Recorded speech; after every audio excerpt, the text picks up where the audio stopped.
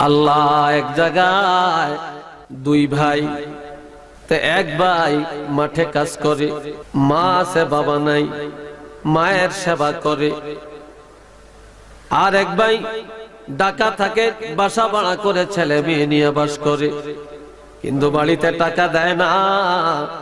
বাইরা যদি কয় বাইরে তুই লেখাপড়া করছ, চাকরি করছ, তুমি মার ওষুধ লাগে, তুমি কিছু টাকা পয়সা দাও না। বাইয়ে জবাব দেয়, তোমারে না জায়গা জমিন সব দিয়ে দিছি, আমি তো জায়গা জমিনের আয় ব্যয় আনি না, তুমি হেদিনের আয় ব্যয় দিয়েই তো মায়ের সেবা করতে পারো, আমার কাছে টাকা চাও কেন? তখন ভাইয়েরে বলছে, ভাই তুমি কোন দিন বাড়ি আসবে, একটু বাড়িতে আসো, দরকার আছে। ভাইয়ে বাড়িতে আসছে, আসার পরে এই যে সংসার করি না, ভাইটা মেম্বার সাহেবের কাছে যায়, যায় বলে, মেম্বার সাহেব আমাদের বাড়িতে একটু আসেন, আমরা দুই ভাই আমাদের জায়গা জমিন গুলো ভাগ বন্টন করিয়ে দেন।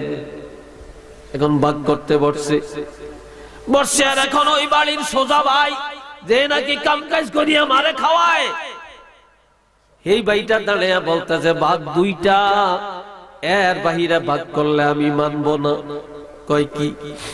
এক ভাগ হলো জায়গা জমিনের ভাগ, আর এক ভাগ হলো আমার মায়ের ভাগ। তবে আমার জায়গা জমিন যত সব আমার বাইরে দিয়ে দেন, কিন্তু আমার মায়ের ভাগ আমি দিব না। আমি এতদিন কষ্ট করে আমারে খাওয়াইছি, আজকে সেই মা আমি ভাইয়ের ভাগে দিতাম না। আমি আমার মারে নিয়ে থাকবো, পরের সংসারে কাজ করব, যখন যা পারি নুন পানি খাবো, মা বাবা মারে খাওয়াবো, তবে আমার জায়গা জমিন লাগবে না, আমার বাইরে দিয়ে দেন। এখন এক ভাগ নিল ভাইয়ে, মায়ের ভাগ। শিক্ষিত ভাই নিয়ে গেল জায়গা জমিনের ভাগ, ওই শিক্ষিত ভাই জায়গা জমিনের ভাগ নিয়া এত বেজ্জতি হলেন, জায়গা জমিন হারাইলেন, শেষ পর্যন্ত পথের ভিখারি হয়ে গেলেন।